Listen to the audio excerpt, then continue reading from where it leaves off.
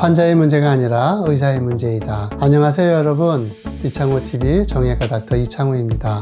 오늘은 달라도 너무 다른 명품 인공관절 수술이라는 주제로 말씀드리려고 합니다. 인공관절 수술? 그거 다 같은 거 아닌가? 그냥 잘한다는 데 찾아가서 하면 되는 거 아닌가?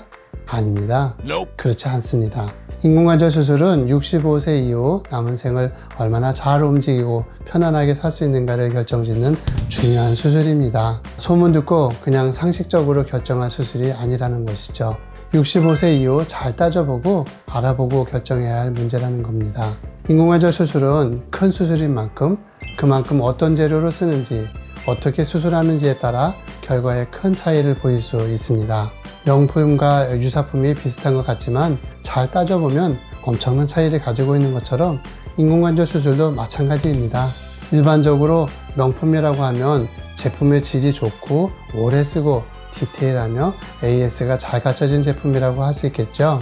그런데 우리 몸에 들어가는 인공관절은 일단 설치가 되면 눈으로는 보이지 않습니다. 그러니 인공관절이 상태나 그 질을 확인하기 어렵겠죠.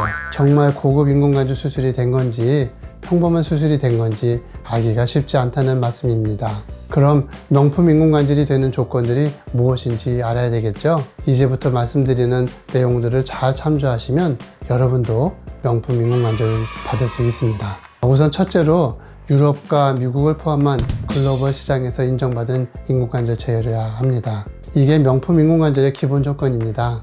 인공관절은 영국에서 개발되었고 꽃을 피운 곳은 미국입니다. 그러니 유럽과 미국에서 인정받은 인공관절이어야 명품이라고 할 수 있겠죠. 그럼 우리나라는 어떨까요? 이미 국내에서 사용되고 있는 인공관절들은 대부분 이런 여건들이 잘 갖추어 있긴 합니다. 다만 그 외의 지역에서 개발된 인공관절들도 많이 쓰이고 있는데 아직 검증이 취약하다고 할 수 있겠습니다. 그러니까 미국과 유럽에서 인정받은 제품이라면 일단은 괜찮다고 볼 수 있습니다. 이 부분은 많은 국내 병원에서 대부분 이미 갖추고 있다고 봐도 괜찮겠습니다. 두 번째로는 명품이 되는 인공관절 수술은 세 가지의 차별화된 특징을 갖추고 있습니다. 인공관절 수술의 결과는 수술 후 바로 나타날 수도 있고요.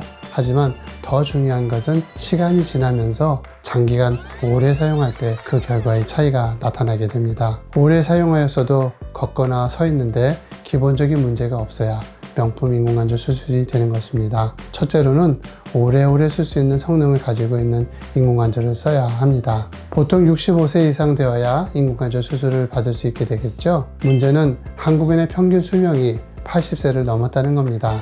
이제 40 이상 되시는 분들도 많이 계시지요. 10년 정도 가는 인공관절을 쓰게 되면 75세 이후에는 재수술을 해야 하는 경우가 발생하게 되겠죠. 인공관절의 경우 관절 운동을 할 때마다 조금씩 마모가 되게 되어 있습니다. 보통 1년에 0.1mm씩 마모되는 것으로 되어 있습니다. 그래서 10년을 쓰게 되면 인공관절 내 플라스틱이 1mm 정도의 마모가 되고 그 이후에는 급격히 마모 속도가 빨라집니다. 그래서 인공관절 10년 주기설이 나올 정도입니다. 최근에는 10년을 넘어 20년 이상 지속될 수 있는 재질의 인공관절들이 개발되어 있기 때문에 오래 지속해서 쓸 수 있는 인공관절을 쓰는 게 명품의 조건이라 할 수 있겠습니다.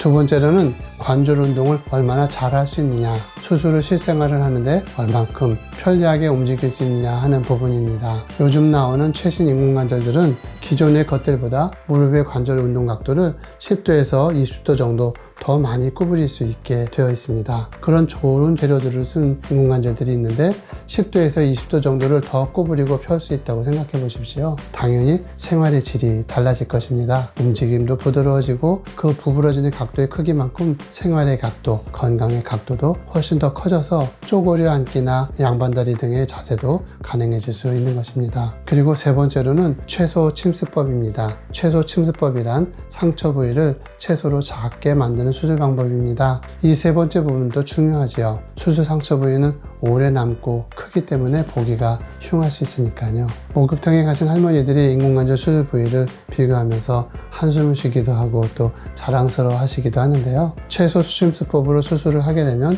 상처 크기를 많이 줄일 수 있습니다. 일반적인 수술법으로 하면은 상처 크기가 12cm에서 한 17cm 정도 생기게 되는데 채소 침습법으로 수술을 하게 되면 상처 크기가 9cm에서 10cm 정도밖에 되지 않습니다. 이것은 수술 후 세월 시의 그 통증의 크기와도 깊은 관계가 있습니다. 상처의 크기가 작을수록 자존심의 상처도 덜하겠죠. 해소 침수법으로 상처의 크기를 작게 하는 것이 명품 인공관절의 조건이라 할 수 있습니다. 이 세 가지 특별한 결과는 수술자의 정확하고도 최선을 다하는 성실함과 밀접한 관계가 있습니다. 지금까지 말씀드린 세 가지 명품 인공관절의 결과는 인공관절의 성능, 수술기구와 방법, 그리고 수술자의 정확하고도 성실한 태도가 만들어내는 최상의 결과라고 할 수 있습니다. 이런 명품 인공관절 수술을 받으면 수술 후 시간이 지나는 동안 자연스럽게 관절 운동을 할 수 있고 빠르게 생활에 적응할 수 있습니다. 여러분의 선택이 노년의 삶의 질을 결정하게 됩니다. 수술을 생각하고 계신다면 결정 전에 위의 내용들을 심사숙고하셔서 명품 인공관절로 명품 인생을 사시기 바랍니다. 다음에는 제가 볼 때 명품 인공관절로 인정받을 수 있는 재료를 보여드리면서 좀 더 자세하게 말씀드리도록 하겠습니다. 지금까지 선화목자병원 이창호 병원장이었습니다. 감사합니다.